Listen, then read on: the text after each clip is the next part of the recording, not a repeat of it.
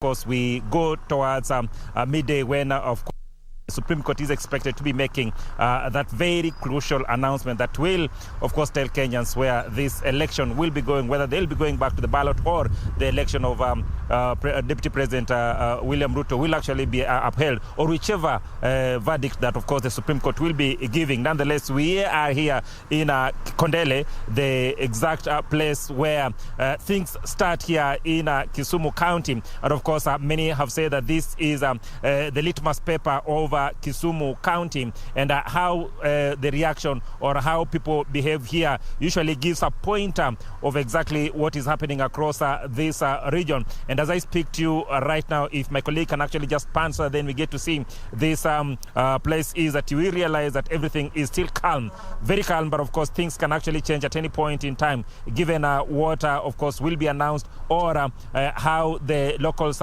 will be behaving thereafter after the announcement. But of course, as the clock ticks towards the midday, we will be actually here to ensure that we give you details of each and every action and step of what will be happening here in Kisumu County, so then we are well abreast with what is happening in this region. My colleague Wycliffe Okech will be in Bondo. Of course, he'll also be giving us updates of exactly what is happening in Bondo. Remember, Bondo is actually the hometown of the Azimio presidential candidate Raila Amolo Odinga, who is actually one of the petitioners in the Supreme Court. So, of course, there must be some level of reaction. Either they will be expressing disappointments or accepting the verdict, or somehow. So my colleague Wycliffe Okech is actually in Bondo to ensure that he actually gives you details as in the folder in Bondo. But coming back to Kisumu, Victor, there are a number of things that we're actually going to report, and one of them is the fact that there's been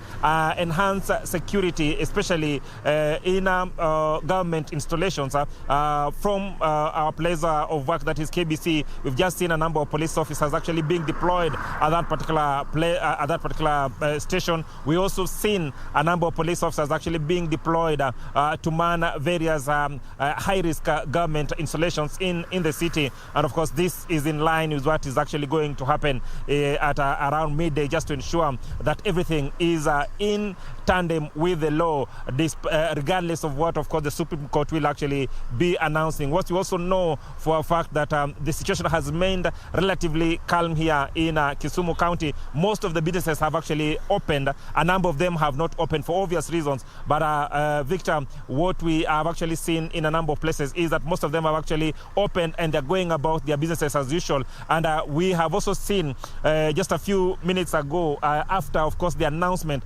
that the verdict will actually be given at around midday, we've seen a number of schools releasing students to actually go home. And of course, this is a precautionary measure just to ensure that when they announce, and of course, students and pupils actually will be safer. We also talked to a number of locals here, and most of them have actually expressed the desire to actually maintain peace, not just before, but of course after the announcement of the Supreme Court verdict. So we'll be expecting that they'll actually stick to their promise that they will actually be maintaining peace. And of course, that has been the rallying call from various leaders from this particular region, and of course opinion shapers too. Each and every person, each and every leader who's actually spoken to, calling on the locals to actually maintain peace before, during, and of course after the announcement by the Supreme Court. And of course, we will be watching keenly just to get to see if indeed, of course, that rallying call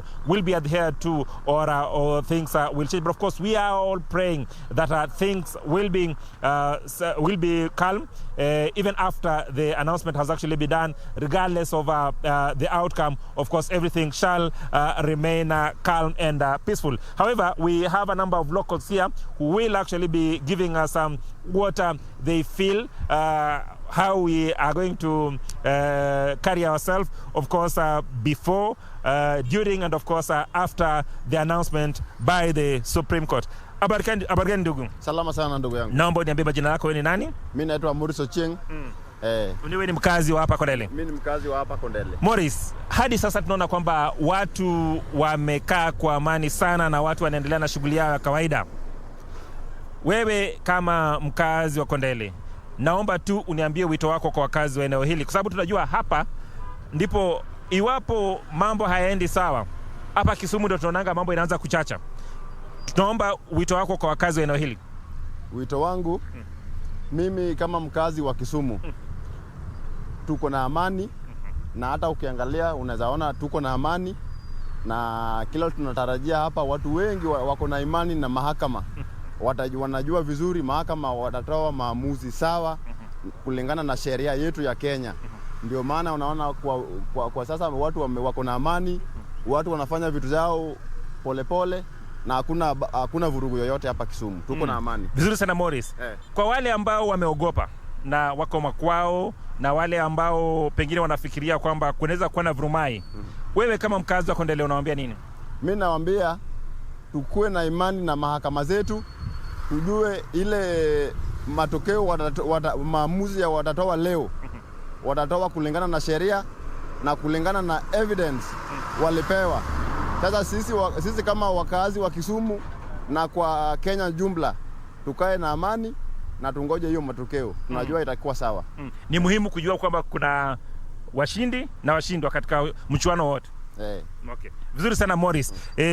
Victor, of course, a very important message from one of the locals here that they have trust in the judiciary, and no doubt they believe that indeed at the end of the day judiciary will be making a very informed decision based on the fact that was actually adduced in the court of law, in the Supreme Court. So we'll have another local here who will actually give us exactly what he feels about today's ruling. Habari gani ndugu yangu? Nzuri. Nataka uonekane vizuri sana, naomba utoe kofia. Nzuri sana. Naomba uniambie unaitwa nani? Mimi naitwa Peter Semio. Mimi ni mkaaji wa Kisumu hapa Kondele. Ni mtu wa pikipiki hapa, tutatarajia hapa mambo ya Supreme Court.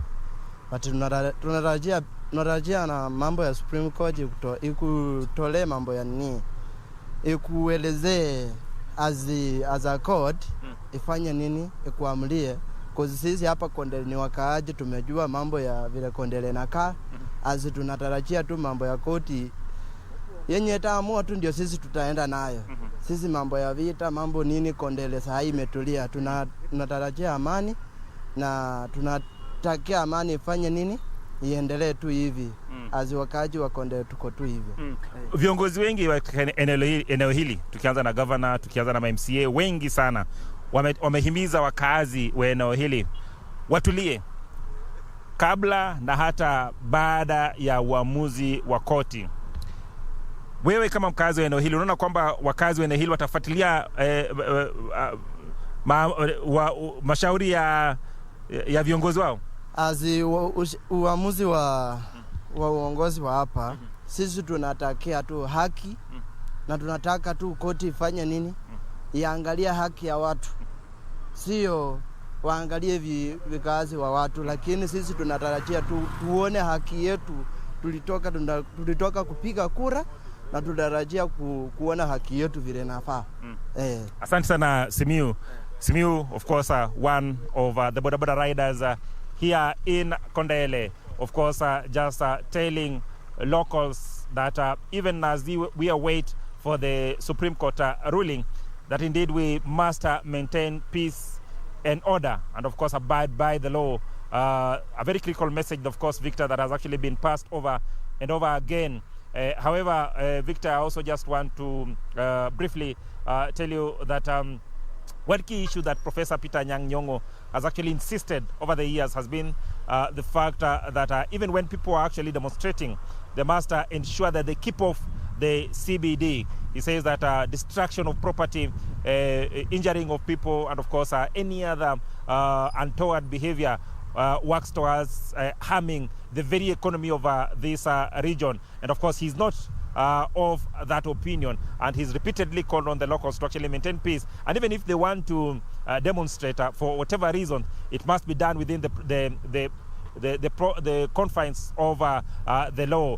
Just after, of course, the announcement of Deputy President William Ruto as the president-elect, there were a number of or pockets of demonstrations here in Kondele that had actually tried to access the CBD, and of course the groups were quickly neutralized by security agents. And we're not saying that that is going to happen today. However, we are just painting a picture of exactly if someone is actually sitting at home and thinking that probably this is going to burst up if things are not announced in a manner that actually pleases the people of Kisumu County, that is not the case, because many of them have actually come out and insisted that we must abide by the law and must keep peace during and after we are done. Of course,